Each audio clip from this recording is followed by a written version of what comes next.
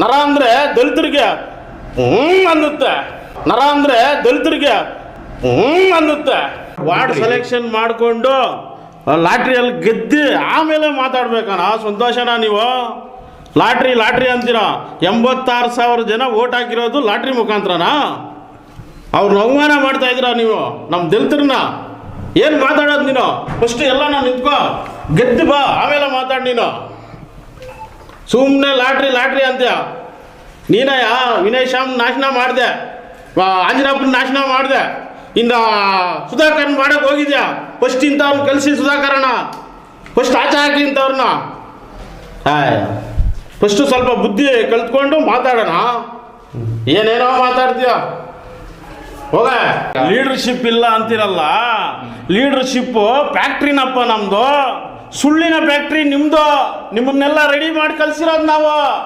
ಗೊತ್ತಾಗಲ್ಲ ಎಲ್ಲಿದ್ರಿ ನೀವೆಲ್ಲ? ನಾವು ರೆಡಿ ಮಾಡಿರೋದು ಕಾಂಗ್ರೆಸ್ ಫ್ಯಾಕ್ಟ್ರಿ, ಲೀಡರ್ ಫ್ಯಾಕ್ಟ್ರಿ. ಲೀಡರ್ನ ರೆಡಿ ಮಾಡೋ ಫ್ಯಾಕ್ಟ್ರಿ ನಮ್ಮದು.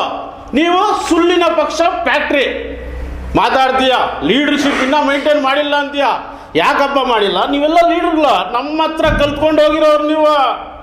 ಸುಮ್ಮನೆ ಲೀಡ್ರ್ ಮಾಡಿಲ್ಲ. ಇನ್ನು ಮಾಡಿದಕ್ಕೋಸ್ಕರನೇ ನೀನು ಅಲ್ಲಿ ಕುತ್ಕೊಂಡು ಮಾತಾಡ್ತಾ ಇರೋದು ಇವಾಗ. ಲೀಡ್ರು ಅಣ್ಣ ಸತೀಶ್ ಅಣ್ಣ ಮಶಾನ ಕೊಟ್ಟಿಲ್ಲ ಅಂತೆಲ್ಲ ಕೊಟ್ಟಿದ್ರಲ್ಲ. 4 ವರ್ಷದಿಂದ ಏನು ಮಾಡ್ತಾ ಇದ್ದೀಯ ನೀನು? ನಮ್ಮ ಪಾರ್ಟಿಯಲ್ಲಿ ಇದ್ದಲ್ಲ, ಅವಾಗ ಕೇಳಬೇಕಾಗಿತ್ತಲ್ಲ, ಆವಾಗ ಕಾಂಪೌಂಡ್ ಹಾಕ್ಸ್ಬೇಕಾಗಿತ್ತು ನೀನು. ಇವಾಗ ಬಂದ್ಬಿಟ್ಟು ನರ ಸತ್ತೋಗೈತೆ ಕಾಂಪೌಂಡ್ ಹಾಕ್ಸಿ, ಯಾವಾಗ ಹಾಕ್ಸ್ಬೇಕಾಗಿತ್ತು ನೀವು? ಇವಾಗ ಹಾಕ್ಸ್ಬೇಕಾ? ನಾವು ಹಾಕ್ಸ್ತಾರಪ್ಪ, ಗುರ್ಸಿ ಜಾಗ ತೋರಿಸಿ ಹಾಕ್ಸ್ತೀವಿ.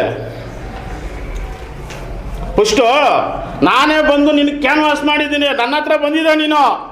ಅವ್ರಿಗೆಲ್ಲ ಹೇಳಪ್ಪ ನಿನ್ನ ಕೆಲಸಗಾರಿಗಂತ ಹೇಳಿ ನಾನು ಹಾಕ್ಸಿದ್ದೀನಿ ಕಾಂಗ್ರೆಸ್ಗೆ, BJPಗಲ್ಲ. ಕಾಂಗ್ರೆಸ್ಗೆ ಹಾಕ್ಸಿರೋದು ನಿನಗೆ. ನಾನು ಗೊತ್ತಿಲ್ಲ ನಿನಗೆ? ಮಾತಾಡ್ತೀಯ ಅದೇನದು ನರ ಸತ್ತವ್ರೆ ಇನ್ನೊಂದು ಜಾಗಕ್ಕೆ ಹೋಗಿ ಮಾತಾಡೋದು.